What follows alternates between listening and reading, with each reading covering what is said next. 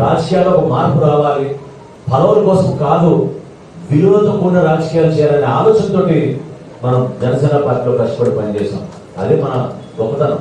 గొప్పతనం ఎందుకంటున్నారంటే ఈ రోజు చేసి ఎవరైతే విమర్శలు చేస్తున్నారో, ఈ రోజు ఎవరైతే చిచ్చులు పెట్టాలని ప్రయత్నం చేస్తున్నారో మీరందరూ కూడా గుర్తుపెట్టుకోవాలి. పవన్ కళ్యాణ్ గారు ఏ రోజు కూడా ఒక పదవి కోసం ఆయన ఆశించలేదు.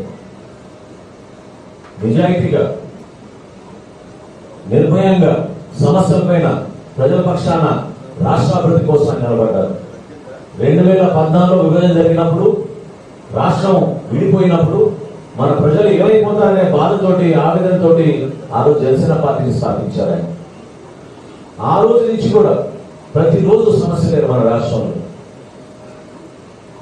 ఈరోజు మనందరం కూడా గుర్తు పెట్టుకోవాల్సింది, మన జాతి నిర్మాణం, మన దేశ నిర్మాణం ఎంత కష్టమైన పరిస్థితులు జరిగిందో ఒకసారి తెలుసుకోవాలి.